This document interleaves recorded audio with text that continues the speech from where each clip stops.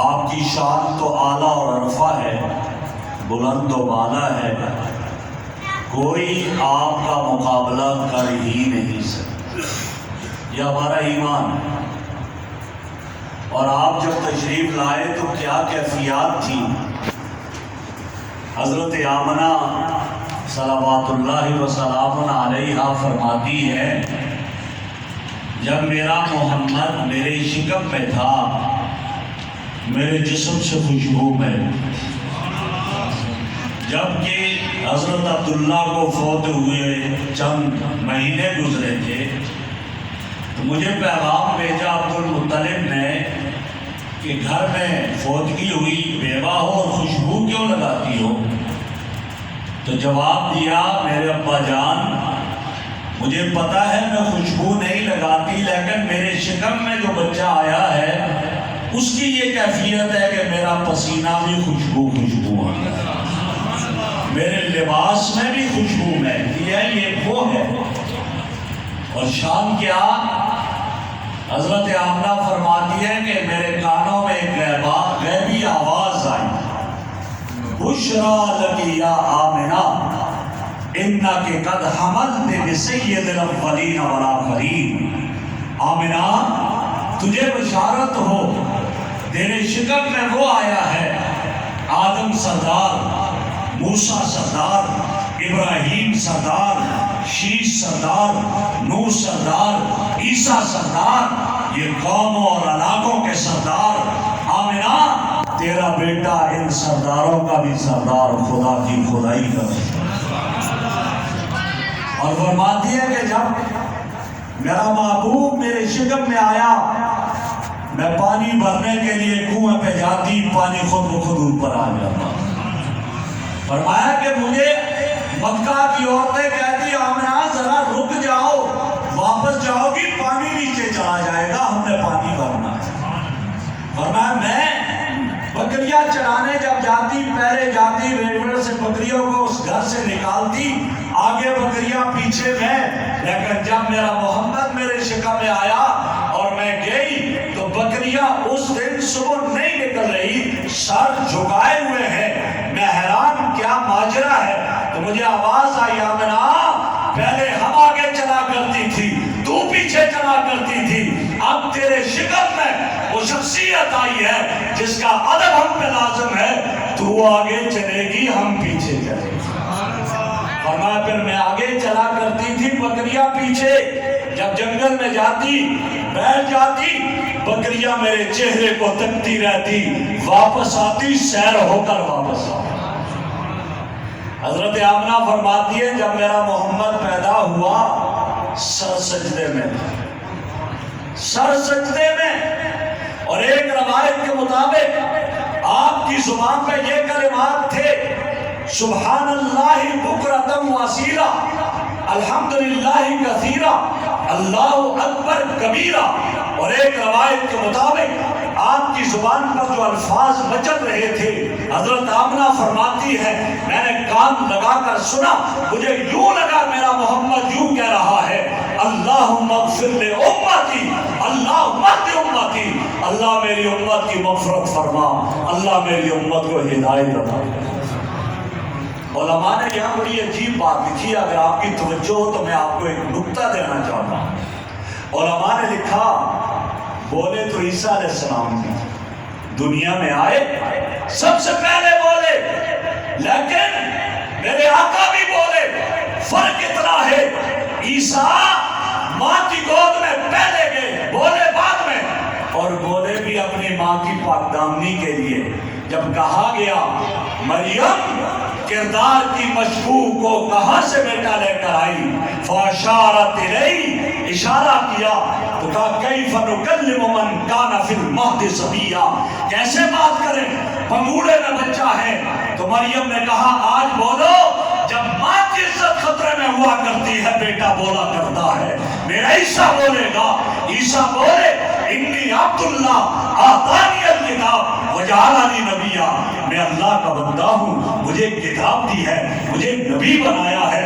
علماء نے عجیب لکھا، کہا ماں کی جب خطرے عزت خطرے میں پڑی، بیٹا بول گیا، بولا تو عیسیٰ بھی ماں کی گود میں پہلے آیا، بولا بعد میں، ماں کی برات کا اعلان کیا، لیکن قربان جاؤں آمنہ کے لال کی شان پہ، آمنہ کے لال کی عزت اور عظمت پہ، میرے آقا آمنہ کی گود میں بعد میں آئے، بولے پہلے، لیکن اپنے لیے نہیں، میرے اور آپ کے لیے بولے۔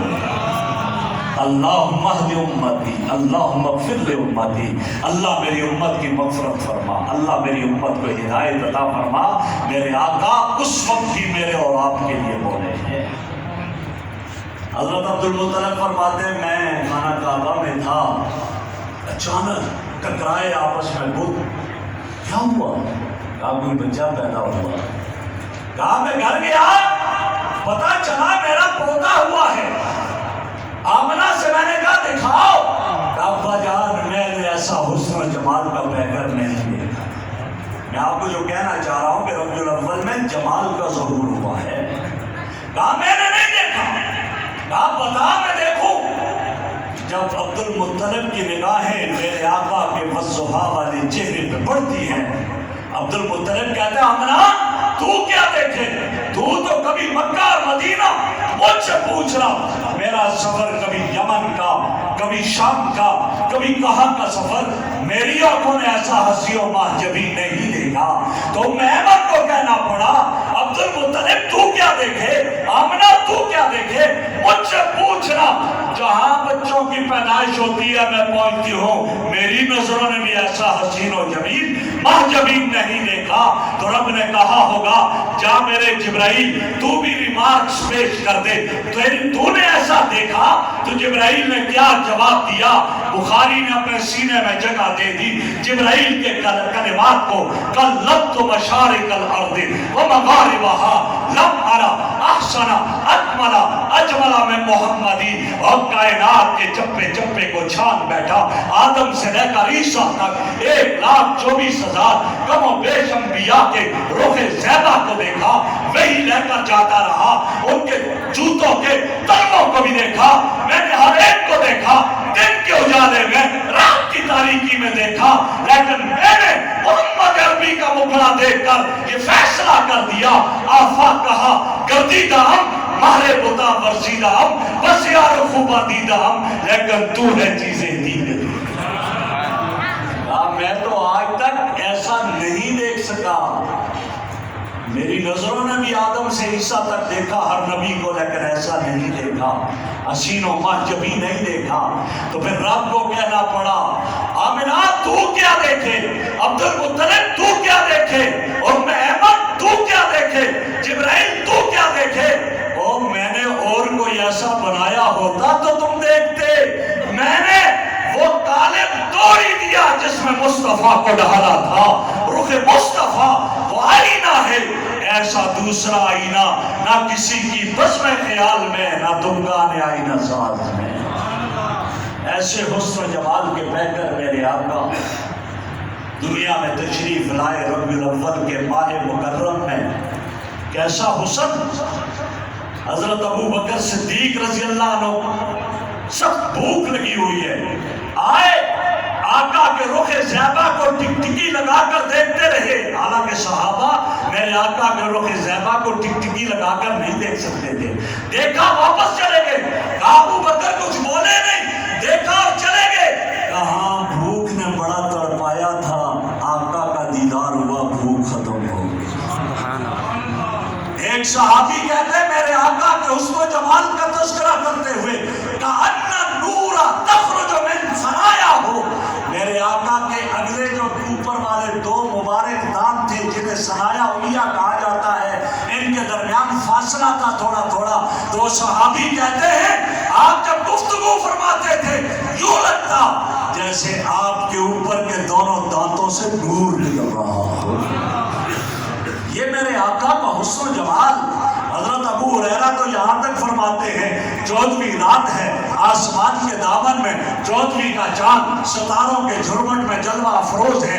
ادھر مسجد نبوی کے سین میں نبوت کا چاند صحابہ جیسے ستاروں کے جھرمٹ میں جلوہ افروز ہے. اجازت چاہیے, آج اجازت ہو اس چاند کا, اس چاند کا موازنہ کر لوں. جب اجازت ملی مجھے تو میں دیکھنے لگا, کبھی ادھر کبھی ادھر نظر دوڑانے لگا. بالآخر یہ فیصلہ کیا, چاند سے تشبیہ دینا یہ بھی کوئی انصاف ہے؟ چاند کے چہرے پہ چھایا مدنی کا چہرہ صاف ہے. میرے بھائیوں, اس جمال کا ظہور ہوا, کامل جمال کا ظہور ربیع الاول کے ماہ مکرم میں ہوا. میں اور آپ خوش قسمت ہیں, میرے رب نے مجھے اور آپ کو اس نبی کا امتی بنا دیا. اور 40 سال کے بعد غار حرا کی تنہائیوں میں کمال کا ظہور ہوا, کمال کا ظہور ہوا. جمال صورت ہے, کمال سیرت ہے. اور جب اس صورت کے اندر جو آپ کے خصائل و عادات ڈھک جائے وہی آپ کی سیرت کہلاتی ہے. میرے آقا کی صورت میں بھی کوئی آپ کا مقابلہ نہیں کر سکتا, میرے آقا کی سیرت میں بھی کوئی آپ اس کا مقابلہ نہیں کر سکتا. جبھی تو رب نے کیا فرمایا, لَقَدْ كَانَ لَكُمْ فِي رَسُولِ اللَّهِ أُسْوَةٌ حَسَنَةٌ. نبی اکرم کی مبارک زندگی میں تیرے لیے نمونہ ہے. آؤ ذرا اس پہلو کو دیکھو. میں مختصر کرتا ہوں, مجھے حضرت کا بھی احساس ہے اور کل مجھے خود بھی ایک جگہ اور جانا ہے, جمعہ مانسیرا پڑھانا ہے. میں چاہتا ہوں میں بھی جلدی جلدی فارغ ہو جاؤں. آپ کو زیادہ امتحان میں نہیں ڈالتا, لیکن میں عرض کر رہا ہوں کہ مجھے اور آپ کو کہا گیا کہ حضور صلی اللہ علیہ وسلم کی مبارک زندگی کو اپناؤ, نمونہ ہے آپ کی مبارک زندگی میں. میں سوچنے لگا, کہاں اگر تم سربراہ مملکت ہو تو مدینہ کے سربراہ کی زندگی کو دیکھو, کیسے حکومت کی ہے. اگر تم سپہ سالار ہو, بدر و احد کے سپہ سالار کی زندگی کو دیکھو. اگر تم باپ ہو, فاطمہ, زینب, رقیہ, ام کلثوم کے باپ کی زندگی کو دیکھو. اگر تم شوہر ہو, عائشہ, خدیجہ, ازواج مطہرات کے شوہر کی زندگی کو دیکھو. اگر تم بیٹے ہو, حلیمہ سعدیہ کے رضائی بیٹے کی زندگی کو دیکھو. اگر تم بھائی ہو, شیما کے رضائی بھائی کی زندگی کو دیکھو. اگر تمہاری کسٹڈی میں اور پرورش میں یتیم بچے رہتے ہیں تو پھر اس عظیم کی زندگی کو دیکھو جس نے یتیم کو اپنے کندھے پہ اٹھایا تھا. کون؟ میرے آقا. میرے آقا کی زندگی میرے اور آپ کے لیے نمونہ ہے حیات مبارکہ. آج تھوڑا میں موجودہ حالات کو سامنے رکھ کر عرض کرتا ہوں. میرا بھائی نوجوان پڑھ کر آتا ہے, جوانی میں ہے, شادی ہو گئی, بیگم بھی آ گئی, ماں بھی بیٹھی ہے, بوڑھی ماں ہے, لیکن بوڑھے ہاتھوں کی پکی ہوئی روٹی نہیں کھاتا. ماں کو برا بھلا کہتا ہے, بیگم کی ہر بات سن رہا ہے. تجھے بتاؤں میرے محبوب نے ماں کو کیا عزت دی ہے. ربیع الاول میں آئے, ربیع کا معنی بہار ہے, آپ آئے, ماں کی زندگیوں میں بہار آ گئی. آج کا بیٹا ماں کو جوتے مار کر گھر سے نکالتا ہے, ماں کو گالی دے کر گھر سے نکالتا ہے, لیکن میرے محبوب کی زندگی مجھے اور آپ کو کیا کہتی ہے. آپ تشریف فرما ہے, پتہ چلا ایک خاتون آ رہی ہے, آپ اٹھ کر دوڑ کر تشریف لے گئے, اس کو کندھا پیش کیا. وہ خاتون آئی, بیٹھی, اس نے پیاس کی شکایت کی. میرے محبوب نے خود جا کر نبوت والے ہاتھوں میں وہ گلاس دودھ کا دیا, اس بوڑھی عورت کو پیش کر دیا. دودھ پیا, جانے لگی. کائنات کے امام خود اٹھ کر جاتے ہیں, کھجور کا خوشہ توڑا, ایک کندھے پہ کھجور کا خوشہ, دوسرے کندھے پہ اس بوڑھی اماں نے ہاتھ رکھا ہوا ہے, سر جھکا کر جا رہے ہیں. اور کون سر جھکا کر جا رہے ہیں؟ جن کے بارے میں کہا گیا لولا لما خلقت الافلاک, آپ کو پیدا کرنا مقصود نہ ہوتا, کائنات کو کبھی نہ بنایا جاتا. میں کہا کرتا ہوں آسمان کی بلندیاں میرے آقا کے صدقے میں, زمین کی وسعتیں میرے آقا کے صدقے میں, سب کی چوکی میرے آقا کے صدقے میں, سبزے کی لہر میرے آقا کے صدقے میں, انادل کی چہر میرے آقا کے صدقے میں, دریاؤں کی روانی میرے آقا کے صدقے میں, سمندروں کی طغیانی میرے آقا کے صدقے میں. مجھے آگے بڑھ کر کہنے دیجئے 1,23,999 सरों पे नबुव्वत का ताज सजा तो मेरे आका के सदके में। आज वज़नतों वाले पैगंबर सर झुकाए जा रहे हैं। सहाबा अर्ज करते हैं, या रसूल अल्लाह, हम आपके खादिम गुलाम, इसलिए हमको कंधा पेश करता है, हम तो खोशा उठाते हैं। कहा ना ना, आज मैं खुद उठाऊंगा।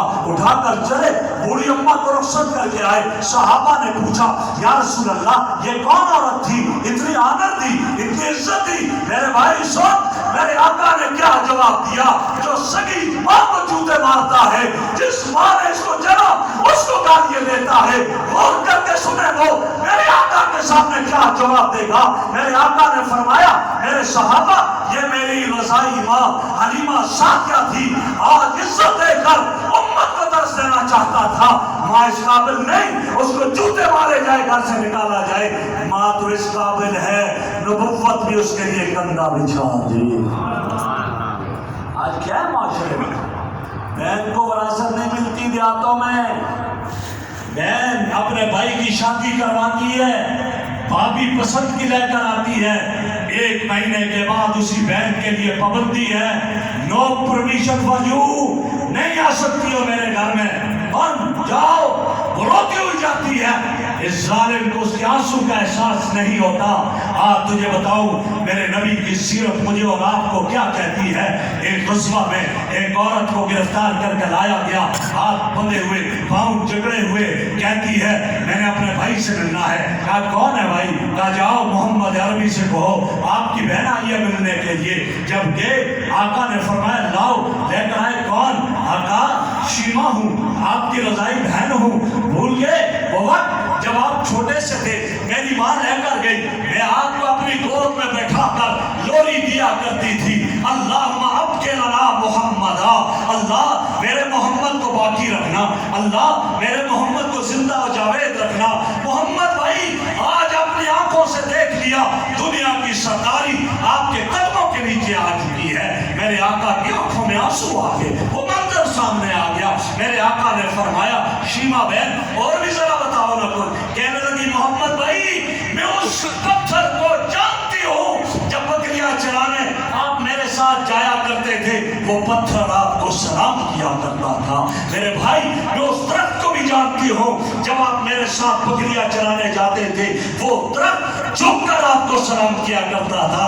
जिस दिन आप बकरियां चराने मेरे साथ जाते, बकरियां आपको तकती रहती, मैं भी वापस आ जाती थी। मेरे आका की आंखों में आंसू आ गए। मेरे आका ने सहाबा से फरमाया, मेरे सहाबा आज अगर इजाजत हो, एक सिर्फ शीमा बहन को नहीं, इसके एजाज में सारे कैदियों को रिहा कर दूं, उम्मत को दर्श देना चाहता हूँ। बहन जब मोहम्मद अरबी जैसे भाई के कदमों में आ जाए, फिर उस अकेली बहन को नहीं, उसके साथ कई सारे कैदियों को रिहा कर दें।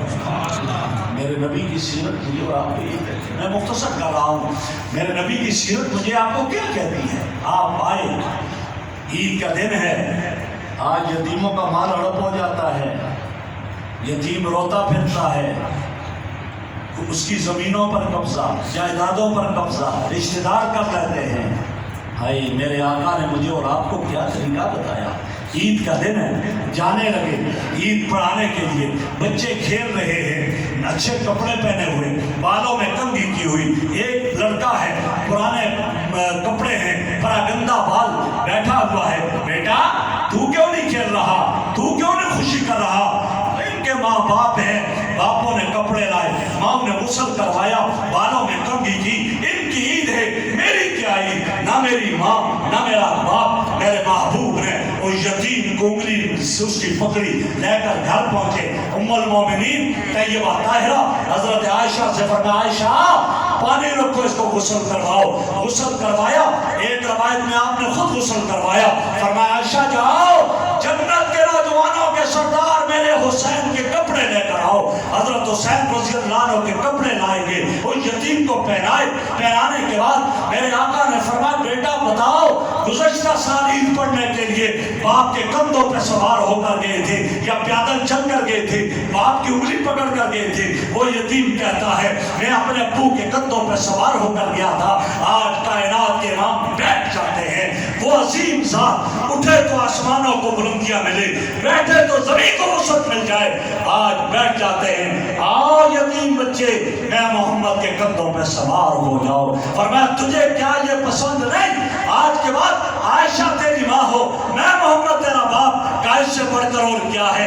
یہ میری قسمت اور سعادت ہے۔ میرے آقا بیٹھتے ہیں، وہ یتیم آپ کے کندھوں پہ سوار ہوتا ہے، ان کندھوں پہ جن پہ حسن سوار ہوا کرتے تھے، جن پہ حضرت حسین سوار ہوا کرتے تھے، جن پہ حضرت فاطمہ بیٹھا کرتی تھی، آج اس کو سوار کر دیا جس کی نہ ماں ہے نہ باپ ہے، اور لے کر گئے۔ بچے دیکھ رہے تھے، تڑپ کر کہنے لگے کاش ہمارے ماں باپ نہ ہوتے، آج عائشہ ہماری ماں ہوتی، محمد ہمارا باپ ہوتا۔ اور لے جا کر عیدگاہ میں سب میں نہیں بٹھایا، ابو بکر عمر عثمان علی رضی اللہ عنہ پہلی سب میں بیٹھے ہیں، میرے محبوب نے اپنے ساتھ ممبر کی سیڑھی پر یتیم کو بیٹھایا اور بیٹھا کر کہا انا وکافل الیتیم ہاکذا یوم القیامہ، کل قیامت کا دن ہوگا، وہ شخص جو یتیم کی کفالت اور دیکھ بھال کرتا ہے وہ میں محمد کے ساتھ ایسے ملا ہوگا جیسے یہ دو انگلیاں آپس میں ملی۔ میرے نبی کی سیرت مجھے اور آپ کے لیے اس آقا کی سنتوں کو زندگی میں لائیں، اس کے طریقوں کو زندگی میں لائیں۔ عظمت کیا ہے؟ میں نے کہا کوئی آپ کا مقابلہ دنیا میں نہیں کر سکتا، بعد از خدا بزرگ توئی قصہ مختصر، اور اس کو میرے اکابر نے بڑے عجیب انداز میں لکھا۔ ہاں میں جب غور کرتا ہوں، آؤ ذرا قرآن کے آئینے میں آقا کی عظمت کو دیکھیے اور پھر میں آپ سے رخصت جاؤں۔ میں قرآن میں پڑھتا ہوں انبیاء کے تذکرے، مجھے ایک نبی کا تذکرہ ملا، ربنا ظلمنا انفسنا وان لم تغفر لنا وترحمنا لنکونن من الخاسرین۔ میں تصورات کی دنیا میں چلا گیا، میں آدم علیہ السلام سے سوال کرنے لگا آدم یہ کیوں تو نے دعا کی؟ جواب ملا رب کو راضی کرنے کے لیے۔ میں نے قرآن کریم کے ایک صفحے پر دیکھا رب انی دعوت قومی لیلا ونہارا، میں سوال کر بیٹھا اے نوح علیہ السلام کیوں اس طرح پتھر کھائے؟ جواب ملا رب کو راضی کرنے کے لیے۔ میں نے قرآن کریم میں دیکھا قلنا یا نار کونی بردم و سلاما علی ابراہیم، میں سوال کر بیٹھا اے ابراہیم علیہ السلام آگ میں کیوں جانا پڑا؟ جواب ملا رب کو راضی کرنے کے لیے۔ میں نے قرآن میں پڑھا یا بنیا انی ارا فی المنام انی اذبحک فانظر ماذا تری، میں نے سوال کر دیا تصورات کی دنیا میں اے حضرت ابراہیم علیہ السلام ایک بیٹا اللہ سے مانگا، بڑھاپے میں ملا، چھری کیوں گردن پہ چلا دی؟ جواب ملا رب کو راضی کرنے کے لیے۔ میں نے قرآن میں پڑھا یا بطفال ما تؤمر ستجدنی انشاءاللہ من الصابرین، میں سوال کر بیٹھا اے اسماعیل علیہ السلام کیوں آپ نے اس طرح سر جھکا دیا؟ جواب ملا رب کو راضی کرنے کے لیے۔ میں نے دیکھا حضرت زکریا کو آرے سے درخت کر دیا، سوال کیا ایسا کیوں؟ جواب ملا رب کو راضی کرنے کے لیے۔ میں نے دیکھا لا الہ الا انت سبحانک انی کنت من الظالمین، میں سوال کر بیٹھا تصورات کی دنیا میں۔ میں نے سوال کیا اے یونس علیہ السلام کیوں اتنی آہوزاری؟ جواب ملا رب کو راضی کرنے کے لیے۔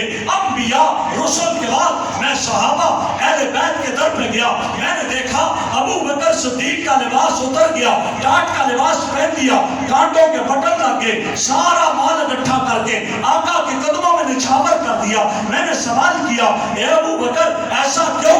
جواب ملا رب کو راضی کرنے کے لیے۔ میں نے دیکھا حضرت عمر رضی اللہ عنہ خطبہ دیتے ہیں اور 14 پیبند کرتے پہ لگے ہوئے ہیں، لیٹتے ہیں، اینٹ کا تکیہ بنا لیتے ہیں اور جا رہے ہیں بیت المقدس کو فتح کرنے کے لیے۔ جب بیت المقدس میں داخل ہوتے ہیں غلام سوار ہے اور خود مہار پکڑے جا رہے ہیں، عمر ایسا کیوں؟ جواب ملا رب کو راضی کرنے کے لیے۔ میں حضرت علی کرم اللہ وجہہ کے در پہ گیا، اے علی رضی اللہ تعالیٰ عنہ آپ کے سجدے بڑے مشہور ہیں، کیوں؟ جواب ملا رب کو راضی کرنے کے لیے۔ میں سیدہ فاطمہ الزہرا رضی اللہ عنہا کے در پہ گیا، اے فاطمہ چکی چلا رہی ہو، قرآن پڑھتی ہو؟ جواب ملا رب کو راضی کرنے کے لیے۔ میں سیدنا حضرت حسین کے در پہ گیا رضی اللہ عنہ، اے حضرت حسین کربلا کے میدان میں سر کٹوا دیا؟ جواب ملا رب کو راضی صحابہ اہل بیت کے بعد اولیاء اتقیاء کے در پہ گیا، میں علی حجویری رحمہ اللہ کے در پہ گیا، یہ الا اللہ کی ضربیں کیوں؟ جواب ملا رب کو راضی کرنے کے لیے۔ میں حضرت بایزید بستانی کے در پہ گیا، حضرت کیوں اتنے چلے؟ جواب ملا رب کو راضی کرنے کے لیے۔ میں میرے بھائیو حسن بصری کے در پہ گیا، اے حسن بصری اتنی عبادت ریاضت کیوں؟ جواب ملا رب کو راضی کرنے کے لیے۔ 1,23,999 انبیاء و رسل مجھے میرے رب کو راضی کرتے نظر آتے ہیں۔ 1,44,000 کم و بیش صحابہ اہل بیت مجھے میرے رب کو راضی کرتے نظر آتے ہیں۔ لاکھوں اولیاء اتقیاء اصفیاء مجھے میرے رب کو راضی کرتے ہوئے نظر آتے ہیں۔ ارے پوری کائنات مجھے میرے رب کو راضی کرتی نظر آتی ہے۔ قربان جاؤں آقا تیری عظمت پہ، تیری شان پہ، پوری کائنات میرے رب کو راضی کر رہی ہے، اور میرا رب آپ کو راضی کرتے ہوئے یوں کہتا نظر آتا ہے وَلَسَوْفَ يُعْطِيكَ رَبُّكَ فَتَرْضَىٰ، اتنا دوں گا تجھے راضی کر دوں گا۔ سبحان اللہ۔ یہ شان ہے میرے آقا کی، پوری کائنات میرے رب کو راضی کر رہی ہے، اور میرا رب میرے آقا۔ اور میرے آقا نے کیا کہا جب یہ بشارت ملی؟ اللہ تیری کبریائی کی قسم، میں بھی اس وقت تک راضی نہیں ہوں گا جب تک ایک ایک گناہگار امتی کی مغفرت نہ کروں۔ اس نبی کی امت میں اور آپ ہیں، آؤ آج سے یہ عزم کر دیں کہ ہم نے آقا کے مبارک طریقوں کو اپنی زندگی میں رہنا ہے۔ اپنی 24 گھنٹے کی زندگی میں ہم دیکھیں ہم آقا کے راستے پہ چل رہے ہیں یا نہیں، آقا کی سنتوں کو اپنا رہے ہیں یا نہیں، آقا کی مبارک تعلیمات کو اپنا رہے ہیں یا نہیں اپنا رہے۔ میرے بھائیوں جب اپنائیں گے تو کل آقا کے ساتھ ہوگا، کل حشر آقا کے ساتھ ہوگا۔ اور اسی لیے تو فرمایا آپ نے، فرمایا من احیا سنتی فقد احبنی، جو میری سنتوں کو زندہ کرے گا اس نے میں محمد سے محبت کی، ومن احبنی، اور جس نے مجھ سے محبت کی کان معی فی الجنت، جنت میں میرے ساتھ۔ اللہ رب العزت سے دعا ہے کہ اللہ ہمیں حضور اکرم صلی اللہ علیہ وسلم کی سچی محبت اور سچی اتباع نصیب فرمائے، اور آپ کے نقش قدم پر چلنے کی توفیق عطا فرمائے۔